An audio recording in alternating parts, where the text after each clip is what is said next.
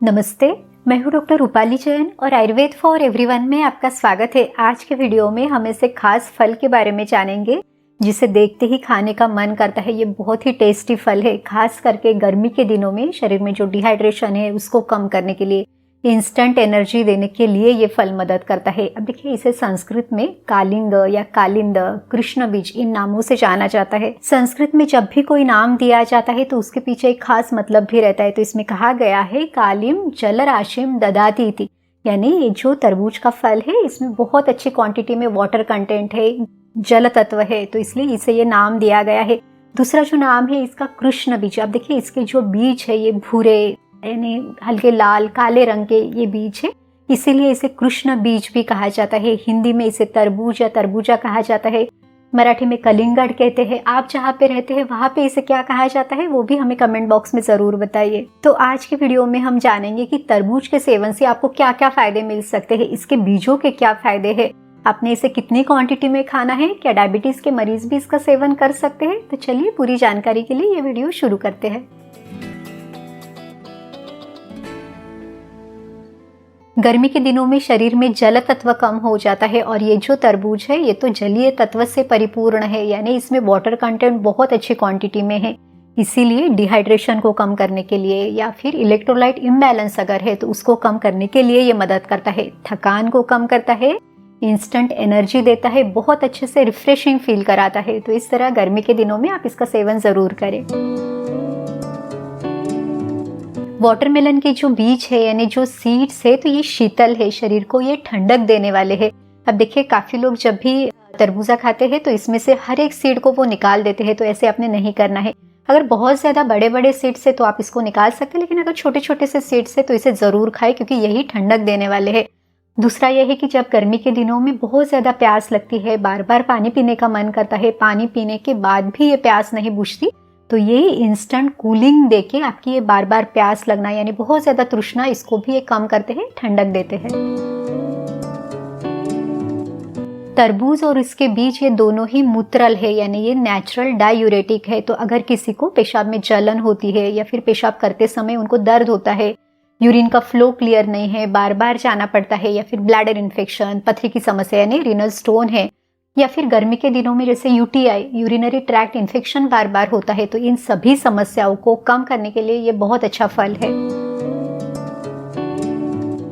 Watermelon seeds यानी ये जो तरबूज के बीज है इसके बारे में कहा गया है कि ये बल्य है, ये शरीर की स्ट्रेंथ को, ताकत को बढ़ाने का काम करते हैं। जैसे आप बादाम के तेल का उपयोग करते हैं वैसे ही इन बीजों का तेल भी उपयोग में आता है। अब देखिए, इन बीजों को सुखा के इसका ऊपर का छिलका निकाल के फिर उन बीजों को भी खाया जाता है, तो ये भी बहुत अच्छे है, ये भी बहुत टेस्टी है। इस तरह से ये फल और बीज दोनों ही बहुत लाभदायक है। तरबूज का ये जो पक्वा फल है ये कफ वात शामक है, यानी शरीर में वात पित्त कफ में से ये कफ और वात का शमन करता है, इनको कम करता है। अब देखिए, ये कफ को कम करता है, इसमें कैलोरीज कम है, तो जिन लोगों को वेट लॉस करना है लेकिन एनर्जी अच्छी रखनी है उनके लिए ये बहुत अच्छा फल है। ये फल खाने के बाद काफी देर तक आपको पेट भरा भरा सा लगता है, तो बार बार कुछ खाने का, मंचिंग का मन नहीं करता। तो इस तरह से भी आपका वेट लॉस होने में आपको मदद मिलेगी। इसमें बहुत सारे विटामिन, एंटीऑक्सीडेंट्स है, तो स्किन के लिए, बालों के लिए भी बहुत अच्छा फल है। अब इसका सेवन आपने कैसे करना है, तो जितना भी आप आसानी से पचा सके उतनी ही मात्रा में, उतनी ही क्वांटिटी में, यानी एक लगभग छोटी प्लेट आप इसे आराम से खा सकते हैं।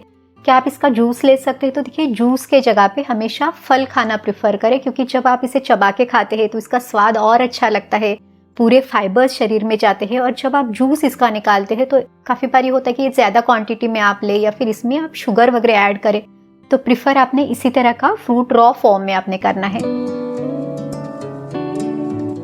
क्या डायबिटीज के मरीज तरबूज का सेवन कर सकते हैं, तो अब देखिए, इसका जो ग्लाइसेमिक लोड है वो कम है, लेकिन ग्लाइसेमिक इंडेक्स इसका बहुत ज्यादा है, तो आइडियली डायबिटीज के मरीजों ने इसका सेवन नहीं करना चाहिए।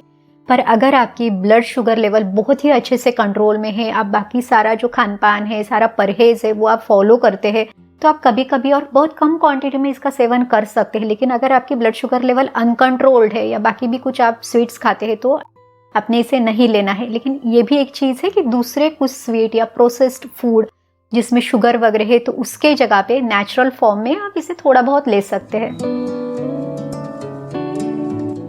जो तरबूज ठीक से पका नहीं है यानी कच्चा तरबूज है, इसके गुणधर्म भी आयुर्वेद में दिए हुए हैं। तो इसमें कहा गया है कि ये शीतल है यानी ये शरीर को ठंडक देता है, पर ये गुरु है यानी पचने के लिए ये भारी है, ये ग्राही है यानी मल को रोकता है। तो अगर ऐसे लोग जिनको कब्ज यानी कॉन्स्टिपेशन है वो उसका सेवन करते हैं तो उनकी तकलीफ ज्यादा बढ़ाएगा।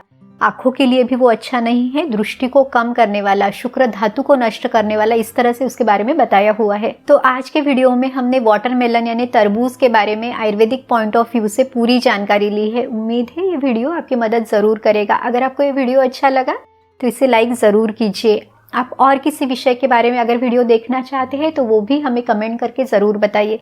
तो चलिए फिर मिलते हैं अगले वीडियो में। आयुर्वेद को अपनाइए, स्वस्थ रहिए। नमस्ते।